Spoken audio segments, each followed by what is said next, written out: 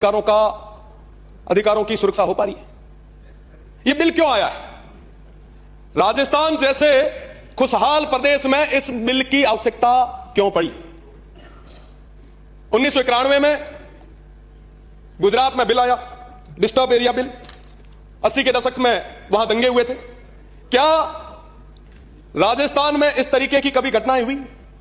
मैं जहां से आता हूं, बाड़मेर, जैसलमेर, बालोतरा, उस पश्चिमी राजस्थान से, ईश्वर के आशीर्वाद से और तमाम उन लोगों के भाईचारे की बदौलत आज तक वहां कभी किसी तरीके की कोई दंगे की, कोई तमाम इस तरीके की वैमनस्य की घटना नहीं घटित। पर फिर भी हम राजस्थान में, अरे कौन नहीं पढ़न दिया? हां बिल्कुल, राजस्थान में, अरे बिल्कुल साहब, सुन तो लो, सुनने की हिम्मत रखो। प्लीज, कोई डिस्टर्ब नहीं करेगा। सुनने की हिम्मत रखो, अभी तो आया हूं, धीरे धीरे सुनो। किसी का भी इस बिल की राजस्थान को जरूरत ही नहीं थी। सिर्फ एक कारण है इस बिल को लाने का, वैमनस्य कैसे फैला है। हम किस तरीके से धर्म के आधार पे, जाति के आधार पे लड़ाएं ताकि हमें वोट आसानी से मिले। यह ना सत्ता पक्ष का अकेले का कहना नहीं है, विपक्ष का भी वही हाल है। बारी बारी से किस तरीके से हम, चलिए ये बिल ले आए, हम अगले बार जब आएंगे उस बिल को वापस विलोपित करेंगे, हम मिलकर करेंगे। तमाम लोगों का अपना काम चल रहा है। पर आज के समय में नुकसान किसको हो रहा है? प्रदेश की 8 करोड़ जनता को नुकसान हो रहा है।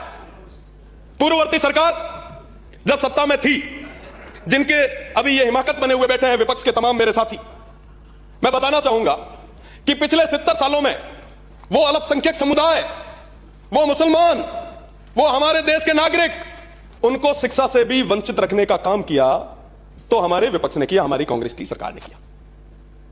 आप देखेंगे कि उनको किस तरीके से डरा के, तमाम चीजों से दूर रख के, उनको एक वोट के रूप में, अगर पढ़ लिख लिए ना साहब, वो हमें वोट नहीं करेंगे, उनको डरा डरा के किस तरीके से वोट दिए। अब क्या हो रहा है साहब? अब जो सत्ता पक्ष है वो कह रहा है कि साहब आप बड़े खतरे में, ओ हो साहब, इससे नुकसान आम व्यक्ति को होगा।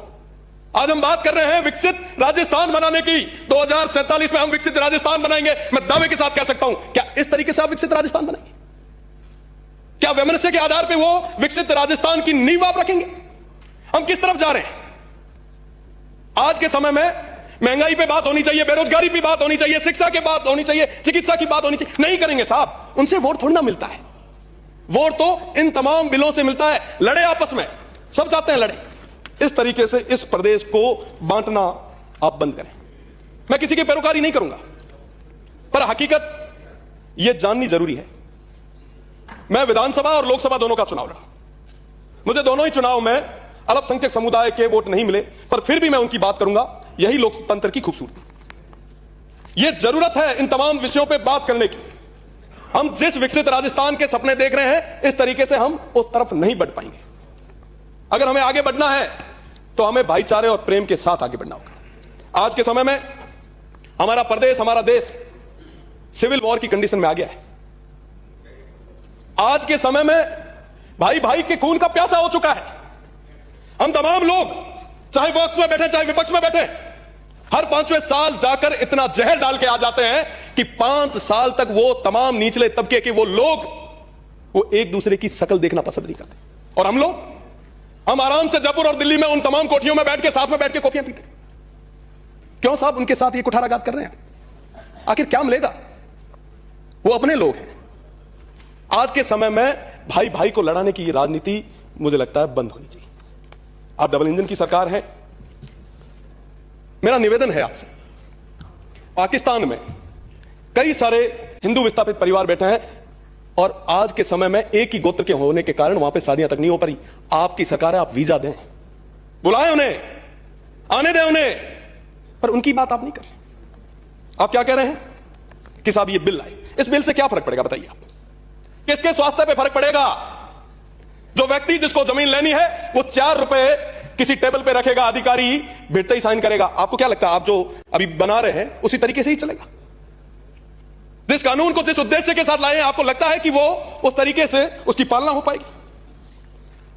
आज के समय में नेताओं के स्वास्थ्य पे फर्क नहीं पड़ेगा। आम जनता जो है ऐसे कानूनों की वजह से वो परेशान होगी।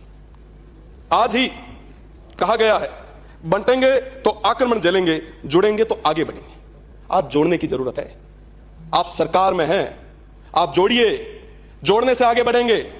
पर हम क्या कर रहे हैं?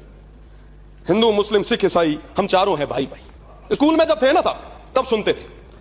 राजनीति में आने के बाद की तस्वीरें अलग हो गई। मैं आपकी जानकारी के लिए बता दूं, जो माननीय अभी फरमा रहे थे, आज के समय में जो अल्पसंख्यक के रूप में तमाम जो वो लोग बैठे हैं ना, वो हम में से ही गए हैं, हमारे ही भाई हैं। अगर 4-5 पीढ़ी पहले देखेंगे तो स्थितियां स्पष्ट हो जाएगी। मैं कहना चाहूंगा, भैया हो, चाहे मंगलिया हो, चाहे गज्जू हो, चाहे सावंत हो, चाहे जंज हो, चाहे सहता हो, चाहे सोरा हो, चाहे समा, समेजा, नोहड़ी, आलीसर, हालपोत्रा, जूनेजा, राजड़, ये तमाम लोग हमारे अपने लोग हैं, जिन्होंने आजादी की लड़ाइयां भी हमारे साथ लड़ी है। 65 और 71 के युद्ध भी हमारे साथ लड़े हैं। काल और अकाल में भी उस मजबूती के साथ सीमा पे रहे। आज के समय में आप उनको कमजोर करना चाहते हैं? क्या ये ठीक है? मैं पैरोकारी नहीं कर रहा हूं, मैं स्पष्ट रूप से कहना चाहता हूं कि अगर कोई देश का विरोधी है तो उसके खिलाफ सख्त कार्रवाई होनी चाहिए, पर जो देश का नागरिक है उसके मौलिक अधिकारों की भी सुरक्षा होनी चाहिए। राज आज है, काले जातो रहे ठाकुर पड़े। आज से पहले भी तमाम लोग आए थे, कोई स्थायी रहा क्या? एक समय था जब गांवों में अपनायत हुआ करती थी, प्रेम हुआ करता था, पर आज के समय में कितना जहर राजनीति से, चाहे मैं भी क्यों नहीं, हम सभी ने मिलकर किस तरीके से अपनायत को चूर चूर किया है। मैं एक